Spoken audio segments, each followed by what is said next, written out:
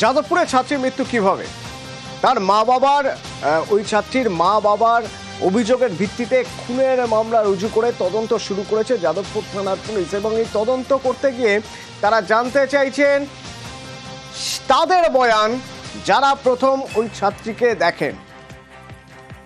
প্রীতি রয়েছে আমার সঙ্গে সরাসরি। প্রীতি, তদন্ত কিভাবে চলছে, এদের কাছ থেকে মূলত কি কি জানতে চাইতে পারেন যার জন্য এদের ডেকে পাঠানো হয়েছে, কজনকে ডেকে পাঠানো হয়েছে? দেখো, এই তদন্ত ভার কিন্তু মূলত এখন হোমিসাইড ডিপার্টমেন্টের কাঁধে এবং লালবাজারের তরফে এই মূলত 6 জনকে ডেকে পাঠানো হয়। এই 6 জন সেদিন রাত্রিবেলা অনামিকা মণ্ডলকে দেখতে পারেন, এমনটাই খবর।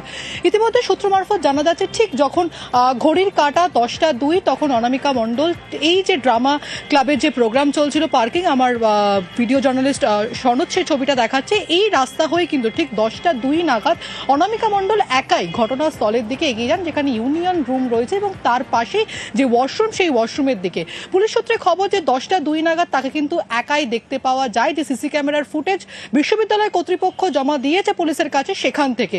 এবং ঠিক তার 4 মিনিট পর, অর্থাৎ 10টা 6, ঠিক সেই সময় 3 জন পড়ুয়া অনামিকার পর কিন্তু সেখানে যান এবং সম্ভবত এই 3 পড়ুয়াই মূলত অনামিকাকে শনাক্ত করতে পারে। ঠিক অনামিকা যে জলে ভাসছেন সেটা বুঝতে পারেন না, তারা বুঝতে পারেন কেউ জলে পড়ে রয়েছেন। তারা চিৎকার চেঁচামেচি করেন এবং পরবর্তীতে 10টা 6 থেকে 10টা 7 থেকে 10টা 8-এর মধ্যে এই সময় যে উদ্ধার কাজ, সেই উদ্ধার কাজ কিন্তু পড়ুয়ারা শুরু করেন। এবং তারপর যখন জল থেকে দেহ তুলে নিয়ে আসা যায়, তখন তারা বুঝতে পারেন যে সেখানে অনামিকা মণ্ডল, এই 3য় বর্ষের পড়ুয়া, তিনি পড়ে গেছেন। এরপরে পাম্পিং এর মাধ্যমে তার যে জল, ভিতরে ঢুকে যাওয়া জল, সেই জল বের করেন।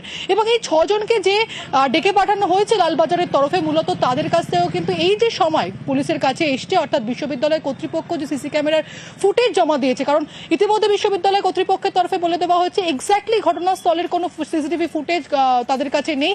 3টি ক্যামেরা সিসিটিভি ফুটেজ 4 নম্বর গেটের সামনে যা রয়েছে তা কিন্তু জমা পড়েছে লালবাজারের কাছে। এবং সেখান থেকে এই যে টাইমিং, এক্স্যাক্ট টাইমিং, এবং 6 জন যে পড়ুয়া তাদেরকে ডেকে পাঠানো হচ্ছে, তাদের যে বয়ান, পুরো বিষয়টাই যে মিসিং লিঙ্কগুলো সবটাই খতিয়ে দেখছে আপাতত এখন লালবাজার।